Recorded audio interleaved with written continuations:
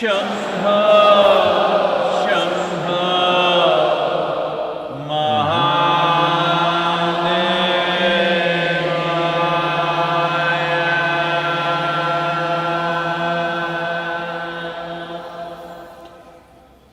योग योग योगेश्वराय भूत भूत भूतेश्वराय काल काल कालेश्वराय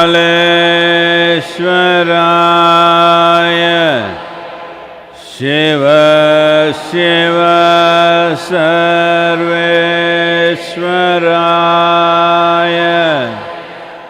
शंभो शंभो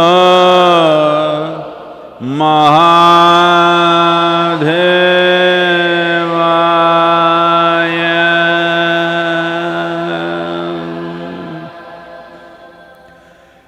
योग योग योगेश्वराय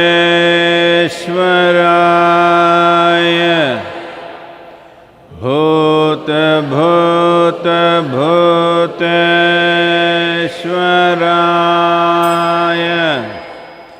काल काल कालेश्वराय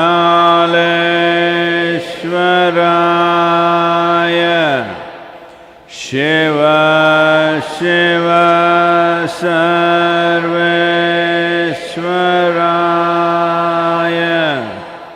शंभो शंभो महादेवाय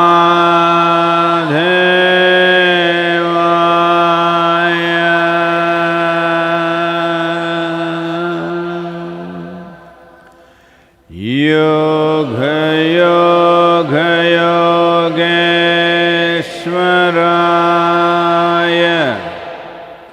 भूत भूत भूतेश्वराय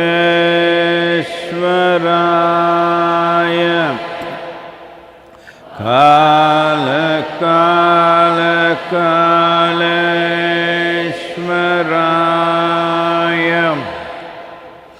शिव शिव सर्वेश्वराय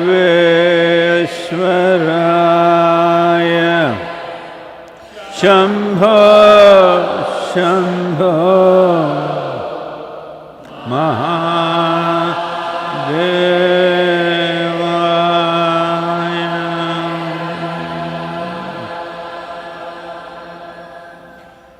योग योग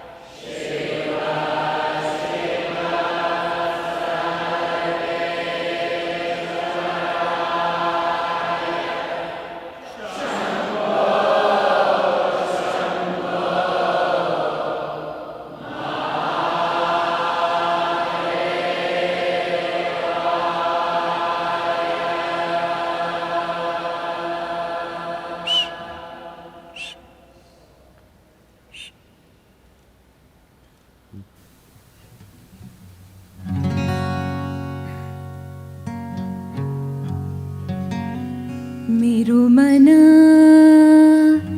अनत कहाँ सुख पावे।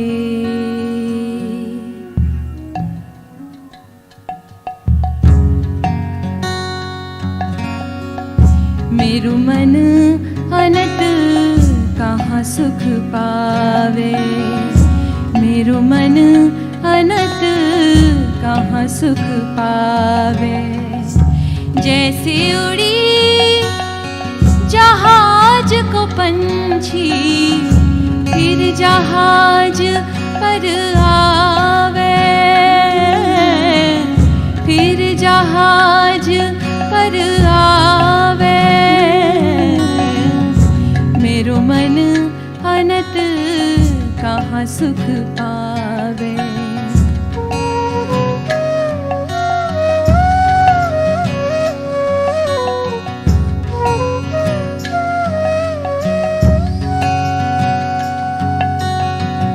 कमल नैन को छाड़ी महात्म और देव को ध्यावे, परम गंग को छाड़ी पियासो दुर्मति कूप खड़ावे, दुर्मति कूप खड़ावे। मेरो मन अनत कहाँ सुख पावे।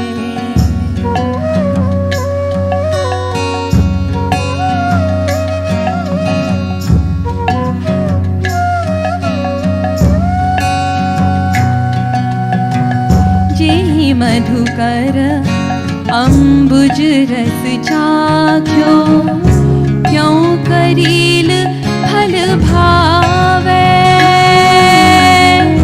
सूरदास प्रभु कामधेनु तजी, सूरदास प्रभु कामधेनु तजी, छेरी कौन दुहावे, छेरी कौन दुहावे। मेरो मन अनत कहाँ सुख पावे, मेरो मन अनत कहाँ सुख पावे। जैसे उड़ी जहाज को पंछी, फिर जहाज पर आवे, फिर जहाज पर आवे। मेरो मन कहाँ सुख पावे, मेरो मन, मेरो मन।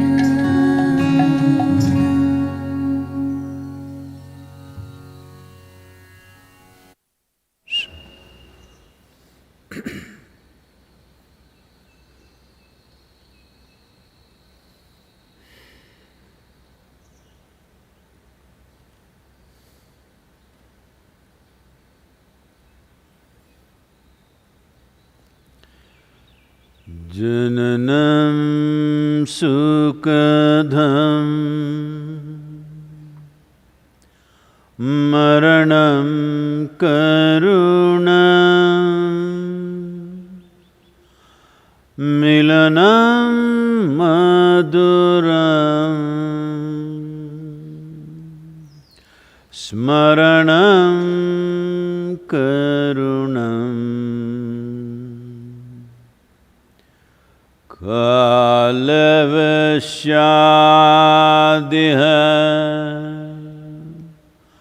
सकलं करुणं, समयाधिपते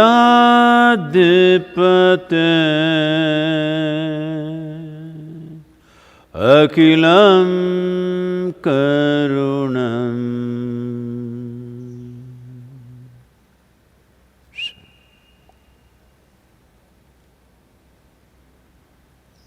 Namaskaram to everyone, wherever you are. So I hope you've been keeping well this 1 week. Because everybody's these days, the only news on the news channels is only virus, all conversations in the world are only virus, social media is full of virus.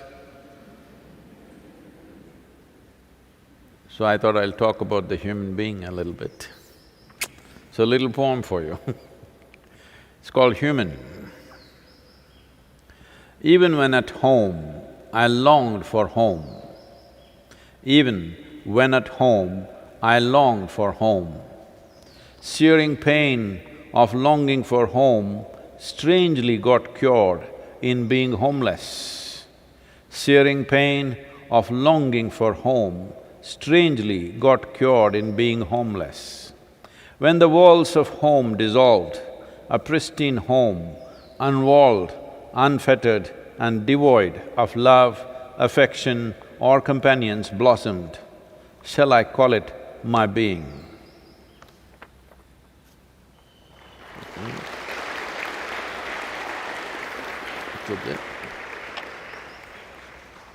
If I didn't read it well, it's up there for you.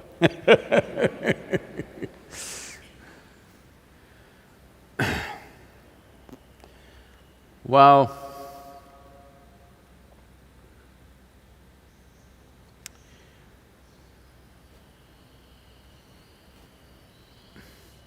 as per the plan, in India, we are supposed to end the lockdown by 17th of this month, just a week away. Already UK has extended it till 31st of May or 1st of June. United States, of course, people are fighting for freedom. Freedom to have a haircut. And in India, we tried relaxing a little bit. People are fighting for freedom to get drunk.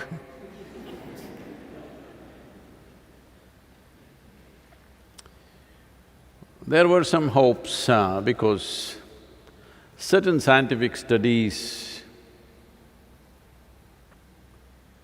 we can say it's a study and also more of a kind of a scientific theory which talks about an arc gene or genome which could have played a profound influence on the growth of our brain and the development of who we are today many million years ago was largely instigated by a virus. But looking at the human behavior with partial relaxation, this virus doesn't seem to have worked like that. With a burst of new intelligence, it's not happened. Hopefully, the virus will mutate itself into that kind of a virus, that a higher level of brain power happens. Well, it is also noted that in the development of mammals, who are right now categorized as the highest level of evolution on the planet, development and evolution of ability to produce placenta, is believed that it's the virus some 100 million years ago which could have instigated this process within very primitive mammals which existed at that time. This is the basis of nutrients passing from mother to child and hence a full-grown child being… no, not full-grown in that sense, but a full-formed child being delivered, whether it is a human being or a cow or a dog or all these mammals, has become possible mainly because of development of placenta, and that could have been instigated or has been instigated by some virus 100 million years ago. So you don't know what treasures this virus is holding for you. Maybe your brain will develop or something else will happen, maybe you'll grow a horn. Because people are killing rhinoceros for a single horn, not even two. So if you grow your own horn, maybe the rhinoceros will have a party. In some way, we don't know what advantages will come out of it, but right now, this happened. Shankaran Pillai went to Mumbai because he got a job there, not now, pre-virus, before the virus era. And he got a job, he was working, but he had no place to stay, he's looking for an apartment. He just wants a one-bedroom apartment somewhere. Entire evenings into late night and early mornings, every day he went from place to place, wanting to find an apartment. It is not those days that you could type it out and somebody will deliver an apartment, you have to go physically looking for them. After a month of search, no apartment. Because he was sleeping on the beach, because there was no other place.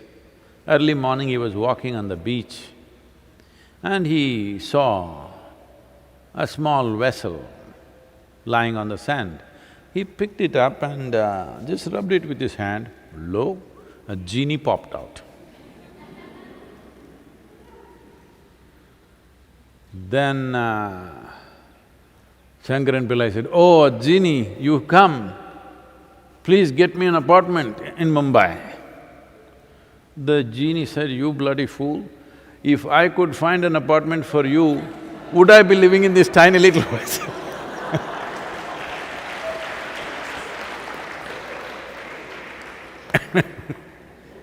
So those of you who are looking for a magic wand way out of the virus situation, there is no magic wand. Very conscientious, responsible steps are needed from individuals, from businesses, from the state, from the world. This is what is needed. One good thing or one thing that has happened, I'm taking back the word good because many will fight with me. One thing that's happened is all the places of prayers have been shut down.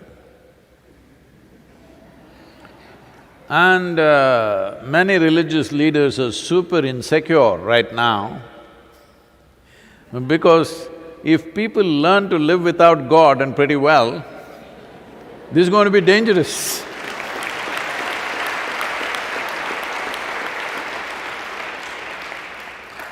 This will be destruction of a major industry.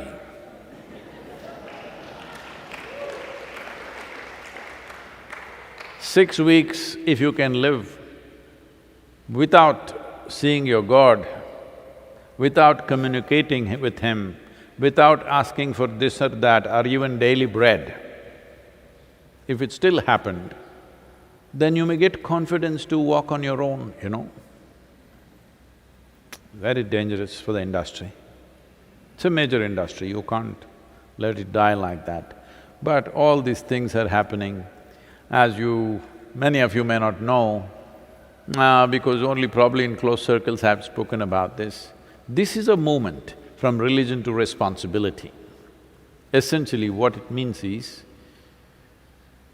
people have been living here with responsibility somewhere way up in the sky. We don't know where. It's time human responsibility moves here, not somewhere else. So I think this virus in some way is assisting our movement of moving humanity from religion to responsibility.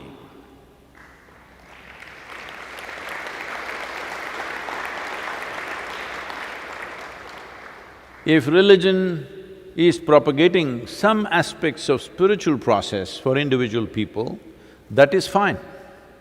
Because every religion at some point started as a spiritual movement and then got organized, got super-organized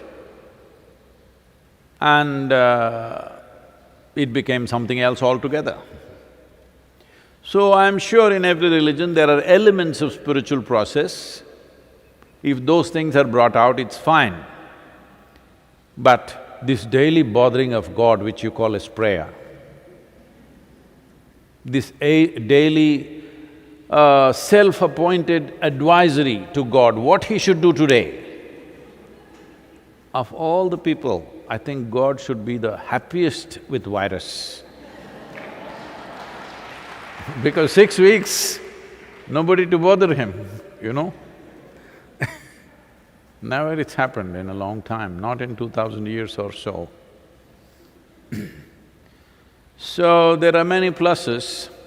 If you are on the side of the Creator, you also have lots of pluses. Only thing is, we may have to learn to live with little less, which I think is wonderful if all of us learn to do that. Yes, all of you, I'm telling you. You must all learn to… Don't wait for economy to go down and this and that. Everybody just look at how you can reduce your consumption by 25%, whatever you're consuming. Electricity, water, clothing, anything and anything that you're doing, 25% less. Food also. Believe me, if you do a few things with yourself, little bit of sadhana within you, you will become a very energy-efficient machine. That is, with much less fuel, you will function much better. That's what every technology in the world is trying to do right now. But all these technologies are being created by this technology, this piece of technology which we call as human being. If this is not energy efficient, other machines becoming energy efficient, one day your car may turn around and say, "You idiot, why are you driving me?"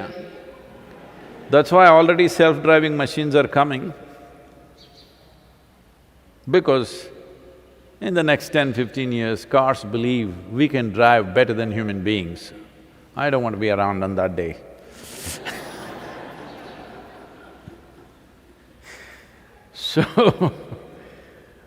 So the virus has many possibilities. If you reduce all the consumption that you're making in your life, 25% less, your brains will work very well. See, it's also there in the scientific studies that some millions of years ago, human brain started working because of this arc genome or whatever. So whether the genome comes or not, you spark, don't wait for the arc. You must spark to see that now this virus, a bloody little thing, huh? The world has… this happened many years ago. There was a wise man in Coimbatore city. When people were simply attacking us for nothing, they were talking about coming in truckloads and ripping our ashram down, yoga center down. It was easy to do that because we were just one big hut. We were just a thatch roof hut, so people planning, come, we will go there and rip it down. Why? I think even they did not know. But because they thought this arrogance of religion to responsibility, it's the worst kind of arrogance that they can think of. Because of that, suddenly people were sparking up in Coimbatore, wanting to do their own thing. So they said, "What is this? Everybody is becoming free, we can't let this happen." So when they were saying that, there was a wise old man who said, "Don't throw stones at this man, you don't know who he is. If you throw stones, he will build something out of it."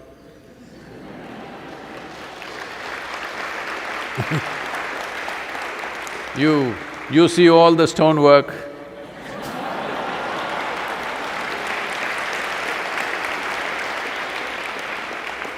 I don't think any one modern building, when I say modern, that's been built in 21st century has this much stone, because lot of people have been throwing stones at us, so we thought we should make it all stone. Now they're throwing virus at me, the world is throwing virus at me. I've decided we'll go viral.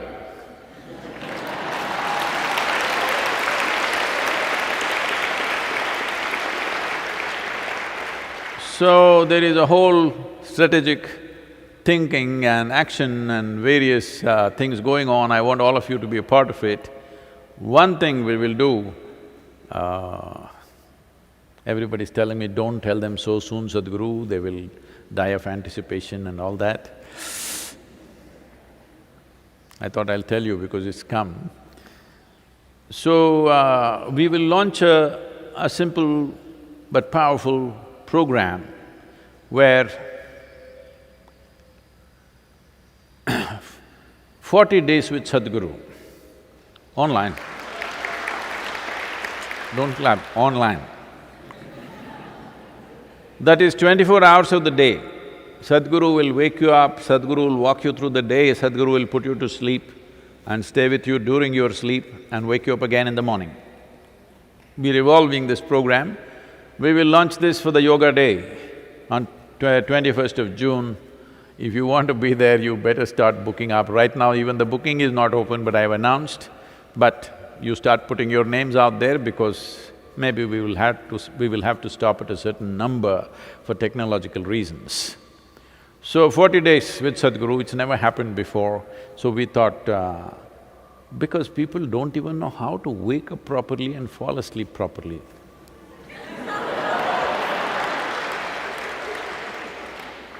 There is a certain way.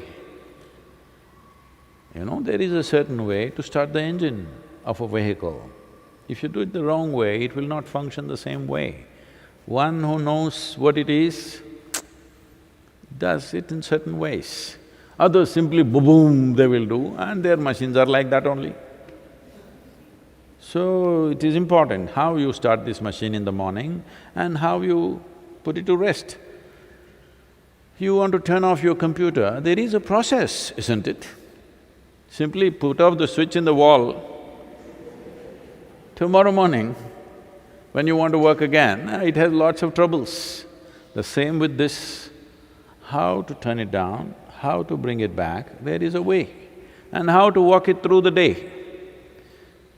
So, 40 days, 24 hours with Sadhguru, all right?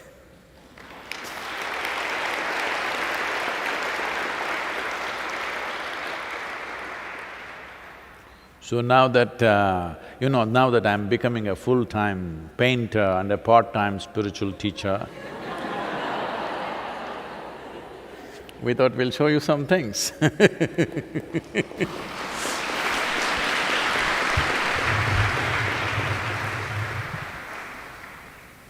Yes? Which is that one? First one? Okay, let me see it here.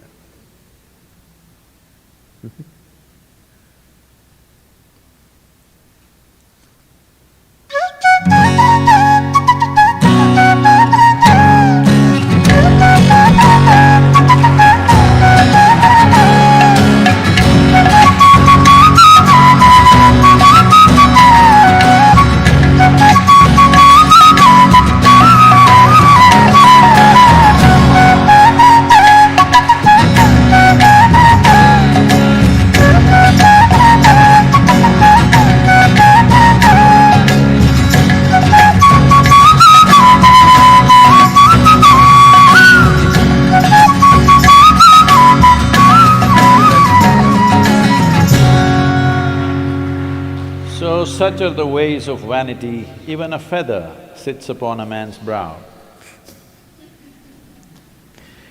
How many silly ways a human being is trying to enhance himself, when everything in this world is telling you, you are the highest possible piece of life on this planet.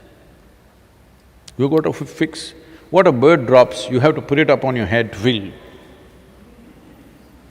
In like this, beads and bones and feathers and this and that and maybe a stupid diamond. Because a feather comes free, diamond is a bloody cruel thing.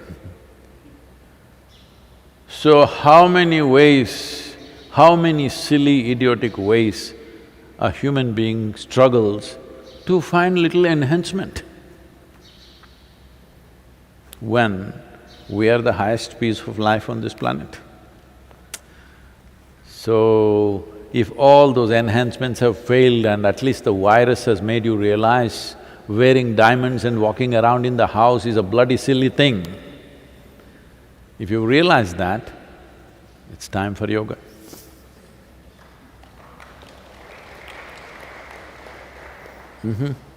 Questions? Namaskaram, Sadhguru. When someone is ill and on the verge of death, is that the time to give comfort and solace, or talk about death and prepare them for it? Oh. See, when someone is ill, and if that someone has unfortunately never truly realized life is mortal and they have not prepared for it in any way within themselves, at that time you tell them you're going to die now, it's going to be terrible. Well, when someone becomes ill, in many ways, they become helpless. In that helplessness, they become like a little child or they become like little children. You love the child so much, there are two aspects to it. One is he or she is small and cute. Another is, they're helpless, you like it. Yes, yes. If you have a husband or a wife who is super efficient about everything they need, they can do it themselves, no, you will not like that person. You will need somebody who doesn't know how to find his socks. You will curse, but you like it because you know these are the controls you have over life. I've seen, women talking about, my husband cannot even find his toothbrush in the morning, but they're very proud of it. Because when he's so helpless, without me he cannot live. That's the thing. Because all relationships are need-based relationships, societies have evolved like this. So suddenly telling them you're going to die may not be a great idea. In this country, it was made a very significant thing, people have kind of all dissipated this fundamental wisdom. It was very important to have a son. Not because of gender discrimination, because the nature and the format of the society was such, if you had daughters, at a certain age they will go away. So even if they are 10 or 25 kilometers away from you, in a nearby village, well, she is either pregnant or she has a young child or she has responsibilities of that house that she's gone to, and 25 kilometers she has to walk and come, there is no transportation, so most probably if you're dying, she won't come. This is always the case. Once again, we've gone to the same place now because most people, their children are in some other country, in some other faraway place that they cannot come, or it's because of virus they cannot come. So because of this, having a son was very important because one fundamental duty which was very well established in this society, unfortunately forgotten today, is the moment a parent becomes to a place where the man gets married, the son gets married, the moment that happens, it is one of the duties of the son is to take the parents on yatra, to the pilgrim places. This is not tourism. This is to remind them that they are mortal, their time is rapidly coming, this is the time to invest in their inner well-being. Recently, there was one video which has gone viral around the country, a man carrying his old mother. You seen that video? Because this guy was very ill when he was young and everybody thought he will die.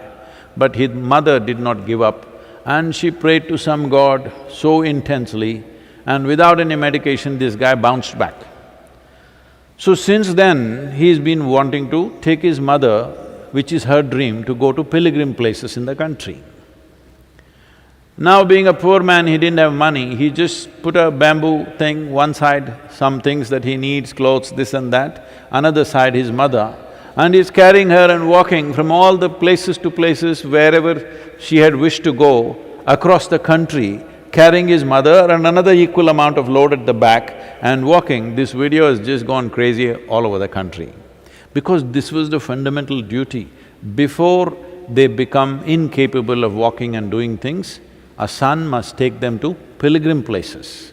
Pilgrim places not for tourism purposes, but to remind them that they need to turn inward.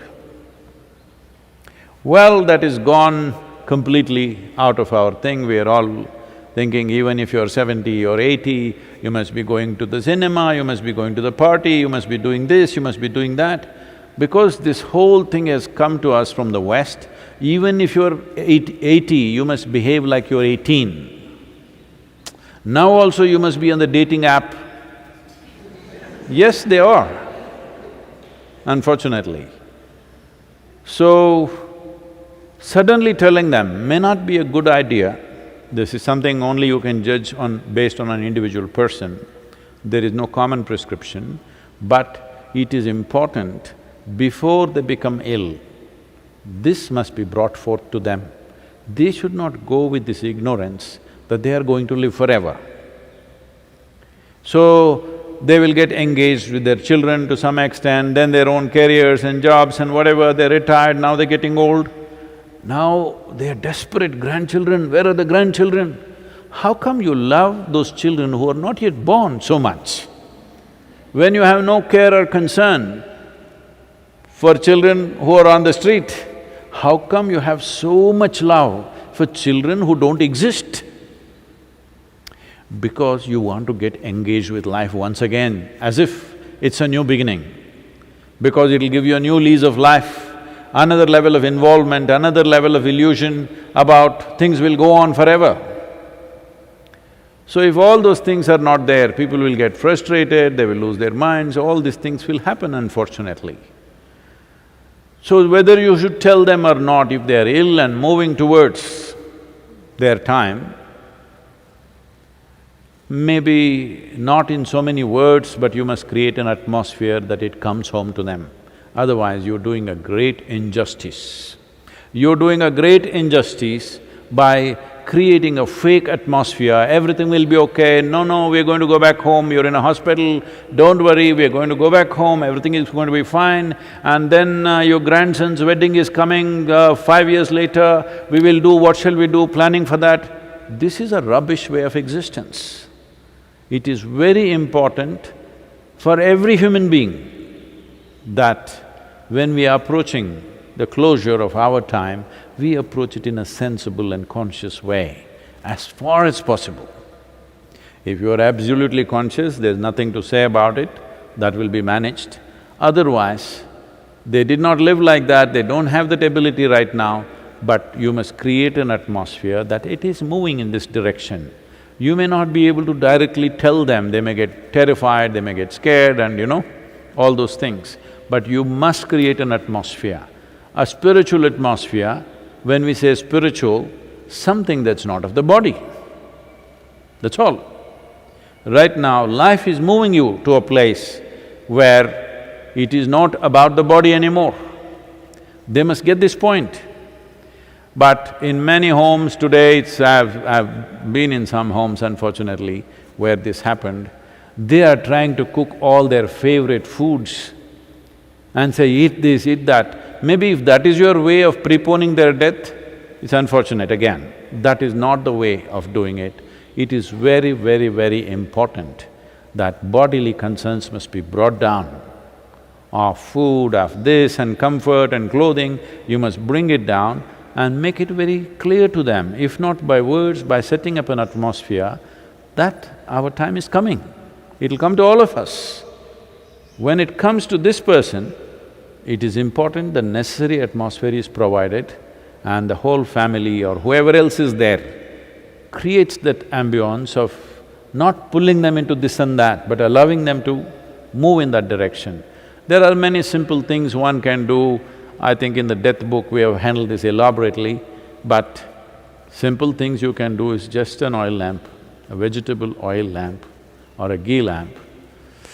Oil lamp is better, vegetable oil lamp is better. A lamp, some simple chant or something which reminds you that it's not about the body. If this much reminder is there is enough wisdom in life to latch on to that. But if you not said a word till now, somebody is not oriented at all in this direction, suddenly you go tell them you're going to die, that could be very cruel and it could unnecessarily create a disturbance which is not necessary for that person. So, how it needs to be done is important, everybody… See, don't try to create a situation of normalcy around that person. Everybody bounding around, children coming and saying, "Grandma, grandpa, I love you, everything is great." Don't create that. Even if children are there, if they come in, they must come in slowly and just be like that. They must understand situations are changing.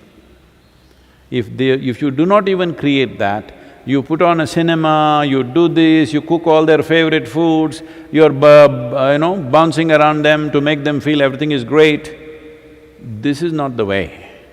It's important. There is nothing wrong with death. It is just a part of our existence. It is just the way we conduct it. It's very important. This is a fundamental duty of the children towards their parents, that when their time comes, they will live well.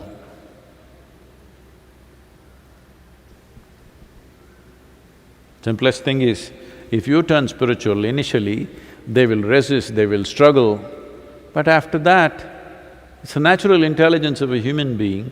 Somebody who's half my age is not focusing on, physiological and psychological compulsions and they're doing something with themselves. What am I doing? This will naturally come in any human being. So, if you are doing any spiritual practice or anything, it's good to do it in front of your parents, even if they're not interested. Yes. Even if they have resistance and they're not interested, it's good to close your eyes and sit. Slowly it will dawn on them, because there is a profound intelligence within this which knows that this is not forever. It is in the body. Unfortunately, it's not gotten into the head. Next question is from Anand Bhushan from Patna. Namaskaram Sadhguru. India's farmers are already poor and struggling. Now with the virus situation, lakhs of migrants are going back to their villages. Won't this further put stress on the farmers and the farmland and lead to greater poverty? Is there any solution to this? Well, hope this migrant movement is a temporary movement. Only concern is, if this had happened at the beginning of the lockdown, if we had engineered and organized this at the beginning of the lockdown and 6 weeks of stay in the village and they had come back, now it would be good to start all the industry and business. But now it is happening at the end of the lockdown. This is not very good. But nobody knew how long the lockdown will be. Initially we thought it's 15 days, so we tried to keep them in the cities and make accommodations and food and works. But when 15 days it did not end, everybody was okay up to 15 days. When the second lockdown came, they became alarmed, because most of the migrant labor in India at least are only men, it's a male population. Their women and children are at home in the village, they keep visiting them. When the second lockdown extension happened, that's when they got alarmed that what is happening to our wives and children, because many of them couldn't pay phone bills to be in contact with their families. Now they wanted to go, they started walking, many of them walked 200, 300 kilometers, and people have cycled over 1,000 kilometers to get to their villages. Now they're arranging trains, but now we are planning to break the lockdown, but now all the labor is moving away from the city, which is not the best way to do. Is this of some kind of a problem for agriculture? No. Agriculture will do well because this has been a major problem in the villages. There is not enough labor to do any work. Now if this labor goes back, it will be more than sufficient or excess, but still, of course the labor, the amount that needs to be paid out will come down, so the farmer could benefit out of it. unless there is a total influx of population. No, because in the city it looks like that. When they go to the villages, they're going to spread into hundreds of villages or thousands of villages. So, this migrant labor which looks like a huge force in the city, when it goes into the hinterlands of India, they will spread out into thousands of villages. I don't think there'll be such a big influx except maybe a few villages in northern India. So, that is not going to be a problem for agriculture, but that's going to be a problem for various businesses, households and industry, and above all construction industry, which mainly depends on migrant labor. So, there are a lot of challenges out here. It is not a simple situation, it's a never-before kind of situation. The number of migrant labor in the country is somewhere between 120 to 140 million people. That many people moving from one place to another is a recipe for many problems. Unfortunately, 16 of them walking on the railway track and going, they're so exhausted, they slept on the track and a train just smashed through them in the night. So, these kind of unfortunate disasters are happening, but there is a certain resilience to this country that it is capable of bouncing back because our economy is built in a certain way. This is not run by a few corporations or this or that, this is run by 1 billion Indians. So, it has the capacity to bounce back because our production and our consumption are largely within the nation itself. Well, everybody has to look at many ingenious ways and innovative ways of doing things.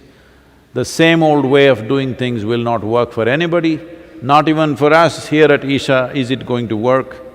We'll have to change many things and innovate in many different ways to keep what we are doing going. And everybody has to do this, all businesses. Well, a segment of businesses may become irrelevant, new possibilities may come forth, many things are there. These are challenging times for sure.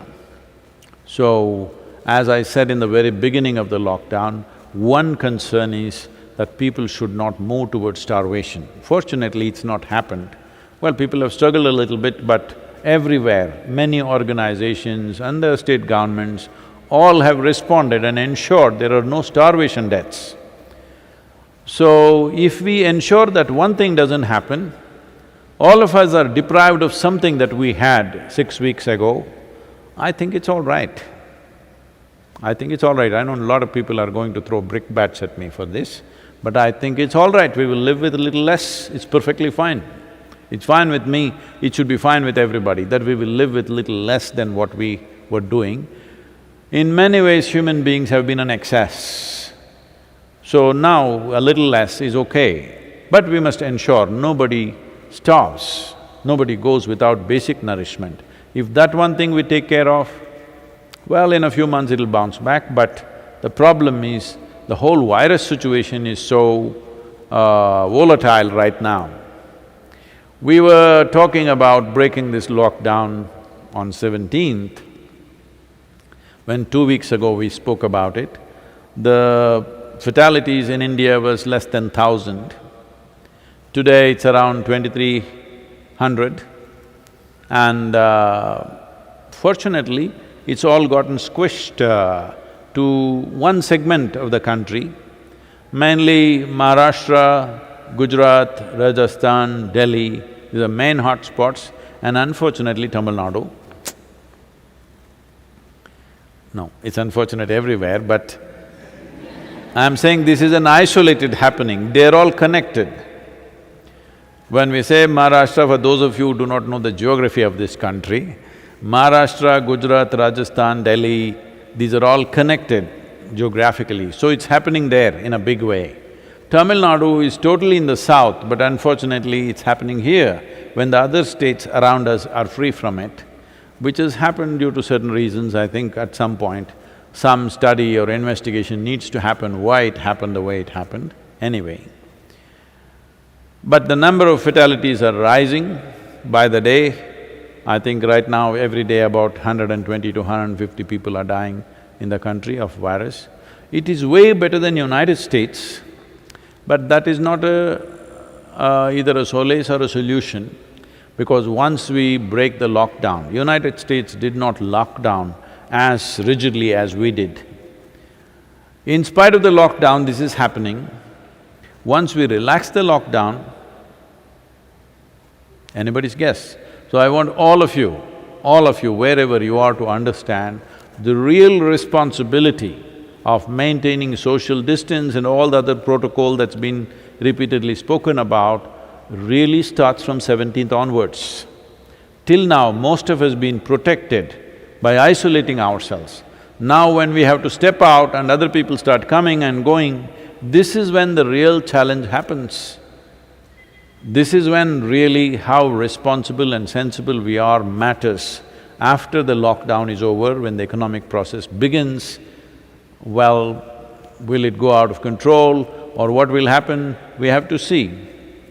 One pluses and minuses of this is, well, there is always… people are comparing this to Spanish flu, which happened in 1919, which killed over 50 million people. 12 to 17 million people died in India alone. Spanish flu, why did it come to India?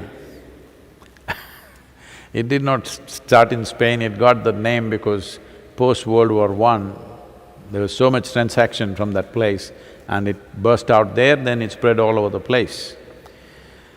But we don't have to compare this to Spanish flu because Spanish flu largely killed people between 20 and 40 years of age.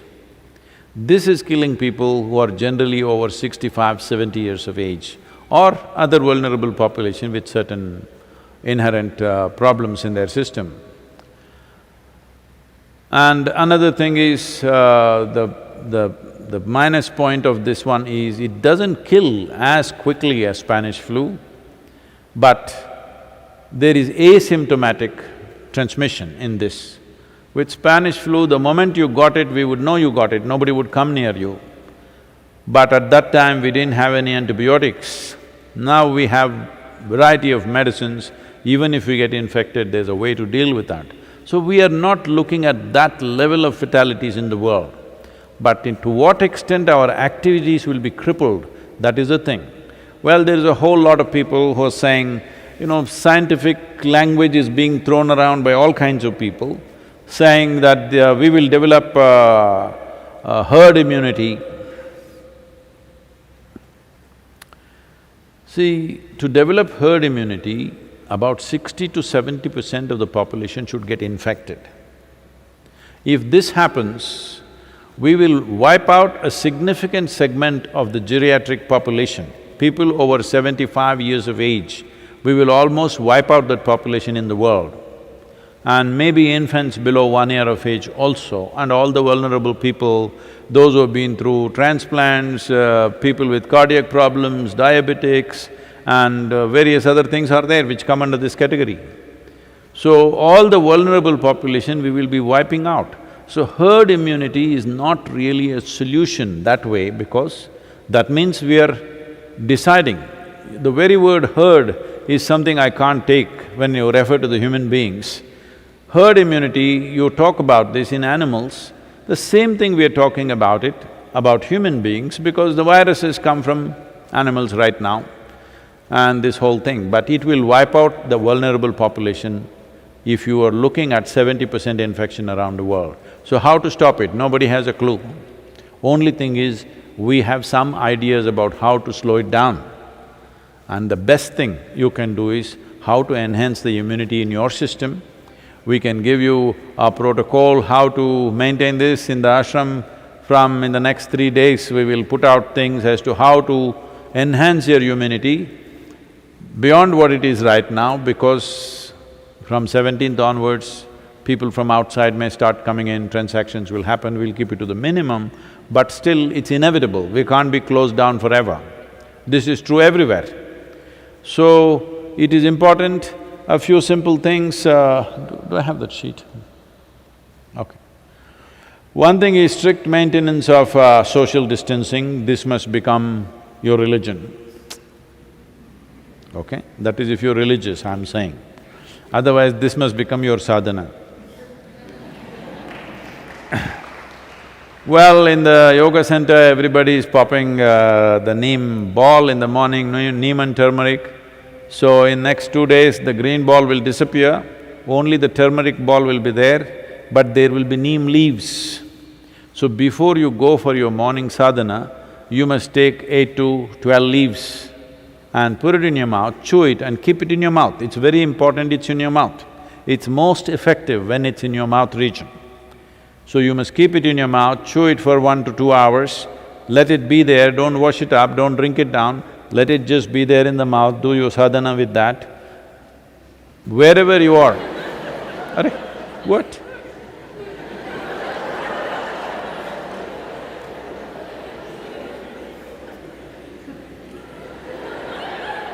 No, I'm just trying to avoid bad breath in the sadhana hall. So, wherever you are, at least in this country, you find neem leaf, you can do that. There could be other herbs and things in other nations where there is no neem leaf, but it's best you find out. I don't want to suggest something, I'm not very conversant with that. Turmeric balls every day mixing up. If you have organic turmeric, we have been working on this. Probably in a month's time, we will have a supply of well-grown organic turmeric, which may work out little more expensive than the regular turmeric, but it is best that way, that every day you consume this in the morning and leave it in the stomach before you eat anything, at least for 1 hour. This will do wonders for you. And Nilavembu Kashayam, which we are distributing all over the villages here to the workers and everybody, to the migrant workers and all this. One thing we have noticed is in this part of Tamil Nadu where we are working, there has not been a single case in the last 2 months, not a single case.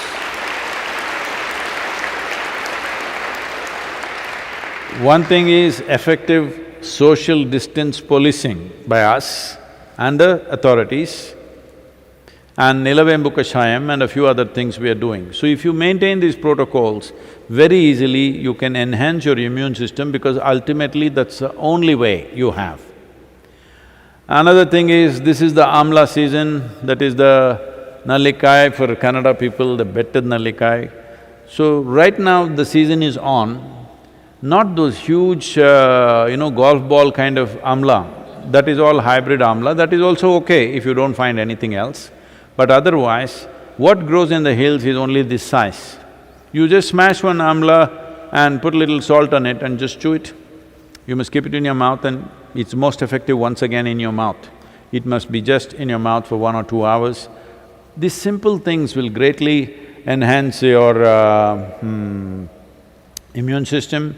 And to drink hot water about 4 to 5 times a day, just plain hot water, or you can put a little bit of coriander or mint, or you can add a pinch of turmeric or even little lime juice and drink that regularly.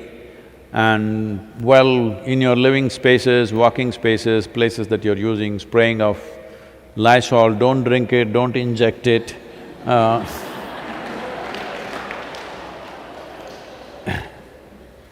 And this will happen here at the yoga center.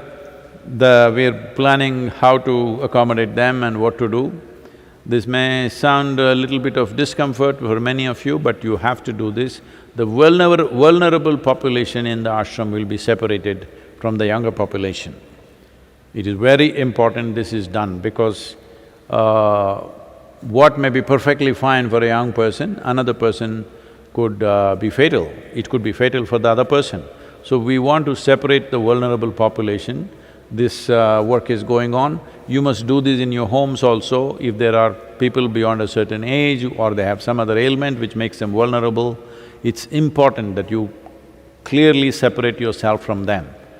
How long? We don't know. Nobody knows. It's anybody's guess. Right now, if you look at the Spanish flu, the way it happened, it started in the month of January, it took a certain toll, but the second wave happened in the month of August, September. That is when it took the maximum number of people. So, certain doctors and scientists are expecting a second wave will happen between October and December in most nations. Whether it'll happen in India or not, or it'll happen across India because the weather conditions are very different from place to place here in this country. In United States also it may be true, the Southern America, how it works, and the northern part of the country, how it responds, it could be different, we don't know for sure. Because they've shown resilience to survive in any kind of weather. There was hope, when the summer comes they will go down, but that's not happening. Now we have a new hope, when the monsoon comes it'll go down. This is just our hope. The virus may learn to thrive in all these conditions. There is no proof that it will actually go down. So the second wave, when it comes, when we relax our guard and we start getting into activity, when the second wave comes, that is when humanity may pay a very large price. So this is why we want to separate the vulnerable population. Every one of you in your homes, if you have such people, you must keep a clear distance, absolute distance. How long? Unfortunately, we do not know how long. Nobody knows how long, everybody is making guesswork. Don't do guesswork with people's lives. And about the migrant labor and all this happening, all of them need not necessarily come back to city if you ask me. I've been talking to business groups and entrepreneurs around the world. Yesterday we had an event with Thai, today with a news channel. So this is something I'm constantly trying to put this across. We've been doing this for over 15–20 years. Many people are listening, little bit of action has happened, but not enough action has happened. The simple thing is just this. The statistics says, some 72% of the world's investment is just in some 31 or 32 cities or 36 cities, I think. When 72% of the world's wealth is centered in just a few cities, why will people not move there? Naturally they will move there. It's estimated in the next 10 years, before this virus it was estimated that in 10 years' time about 1.6 billion people will migrate in the world. I want you to imagine the horrors of that. 1.6 billion people dragging their women and children and picking up their stuff, leaving places where they've lived for generations, for hundreds of years, and going to another place. The atrocities that they go through is unbelievable. In India, it was estimated 220 million people will move from rural India to urban India.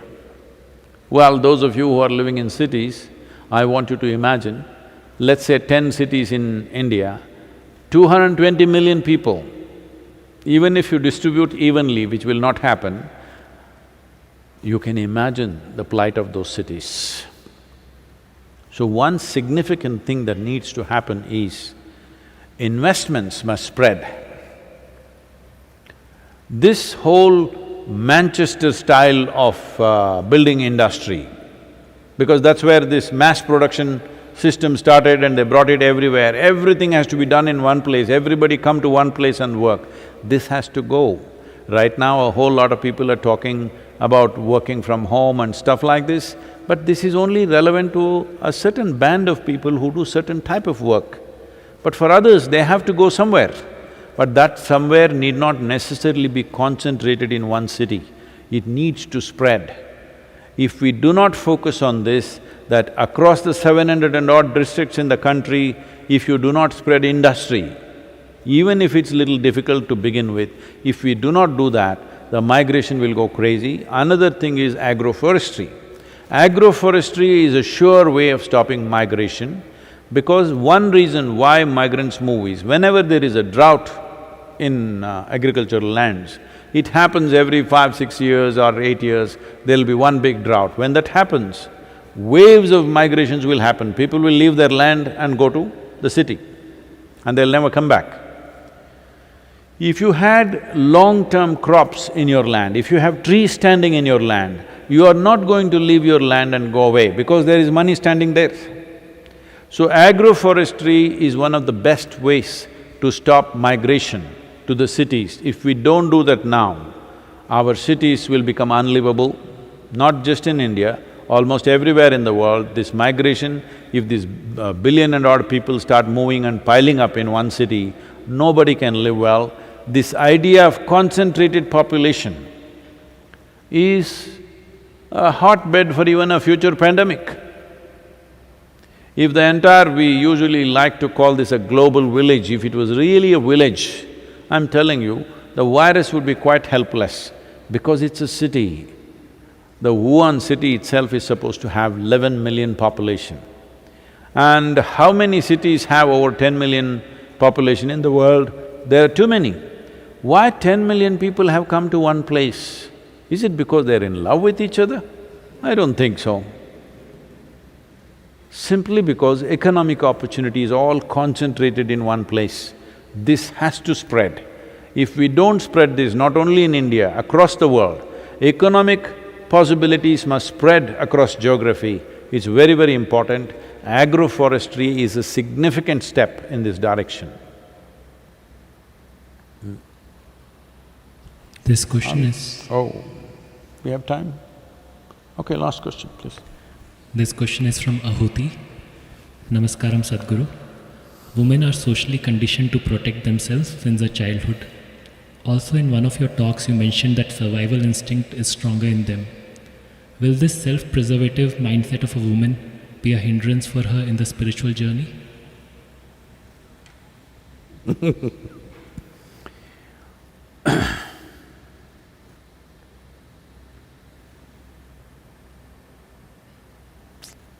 This happened in Alandurai.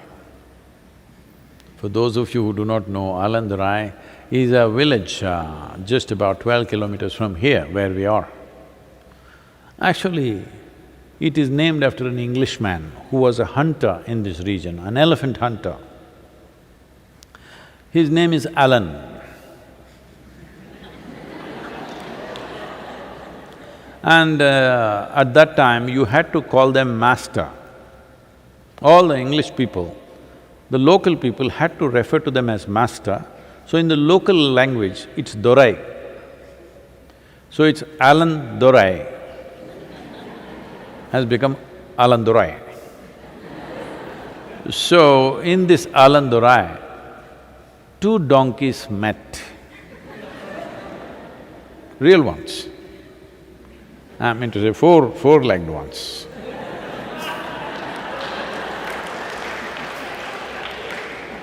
In case you're thinking I'm being nasty, no. Real donkeys, they met. One was very well-fed and doing well. Another one came and he was emaciated and looking quite pathetic. Then they got to talking and inquiring about each other. They have no virus concerns, so they're talking about their own life. So one asked the other, "Why are you stuck in this job with your owner? See, I escaped from my master, I am my own, I go and eat what I want. See how I am, look at you, a pathetic creature." Then the other donkey said, "Yes, my master is a cruel man. He hardly gives me any food, he beats me, he abuses me, uses all kinds of bad words, he even abuses my mother." It's a common habit, you know. Then the well-to-do donkey said, "Why? Why are you with this guy? Why don't you just come with me, let's go away." He said, "See, he also has a young daughter. He also abuses her similarly. He doesn't spare her mother either. And he also beats her with the same stick with which he beats me. And he keeps threatening her, if you don't behave, one day I will get you married to this donkey." So, my job has better prospects.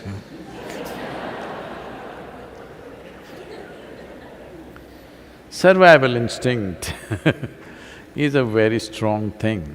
It's not only women who have that. When you create situations where they could be physically vulnerable, then of course a woman's sense of self-preservation becomes very strong.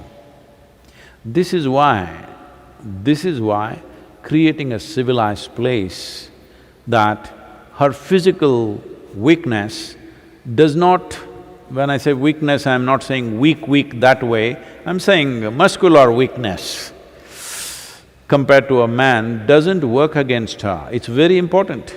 This is why a spiritual space is created in such a way, a woman need not think whether she is a man or a woman, she can just go about as she wants.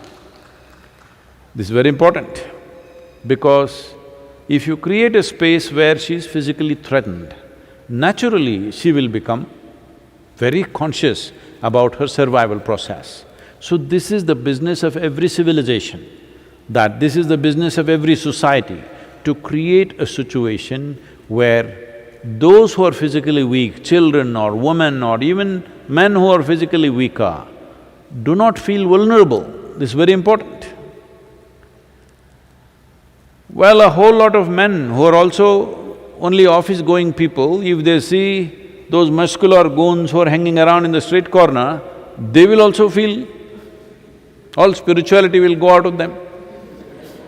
They will also feel the survival instinct will come up, because this is natural for everybody. But because a woman is vulnerable in many different ways, because of that, it is absolutely important to create societies where there is no physical threat to her existence or her basic dignity. If this is taken care of, well, survival instinct functions the same way in everybody. Actually, I have always noticed, in the initial parts of spiritual growth, women always take very rapid steps. Men are, they're trying to put 2 plus 2 together, but their mathematics is not… mathematical knowledge is not helping them how to put 2 plus 2 together. They keep struggling. But they will come to a mid-range and women, they'll get little distracted here and there. This happened with Gautama. What's her name? It's a beautiful name. What's Gautama's woman disciple, what's her name? Sangamitra. So, Sangamitra argued with Gautama, why don't you let women into the monkhood? They should also become monks. Gautama is, he's not on the social media, he was not. He's unconcerned about other people's opinions. So he said, see, if I have only male monks, this order will live for 2500 years. That's what I'm planning. We've reached 2500 years now, still alive. But if I allow women, it will die in 500 years. So she asked, why is that? Then he said, if only male monks are here, you can always have them attracted towards the Buddhahood, that means a quality. But if you allow the female here, initially she will go for the Buddhahood, then she will want to go for the Buddha. So to make her cross that middle step, it's a bit of hard work. But if she crosses that, then when it comes to a sense of abandon, a woman has a larger sense of abandon than a man. It takes much more for a man to come to a sense of abandon, because when he comes to that place, his sense of self-preservation is stronger than a female thing. The moment the woman feels well protected, she easily comes to a sense of abandon. See, just see traditionally what's been happening, or even now. You do one thing, you get a man married and send him to his in-laws' house to live there. You will see how he will struggle. Because he cannot make himself a part of anything, he has to be like that. She goes there, if they're nice, she becomes a part of that home absolutely. More a part of that home than the people who are living there till now. Yes, she will. Because she has a sense of wiping off her boundaries and becoming a part of what she involves herself in. So it is a wrong way to look at it, it is just the physical vulnerability is definitely higher in a woman. So creating societies where that is not being exploited is most important.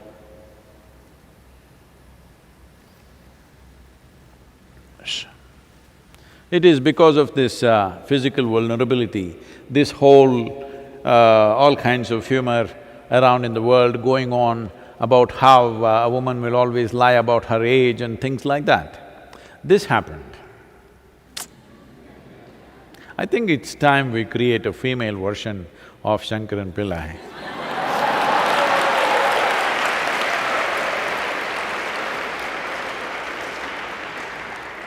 Okay, she went to a casino. She has no name yet.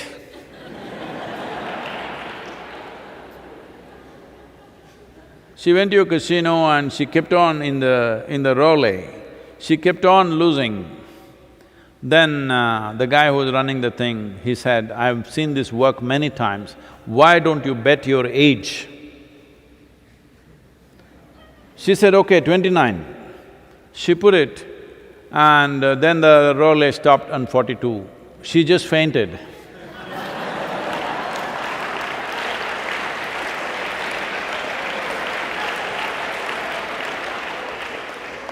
Because age is vulnerability, physical vulnerability, that's why.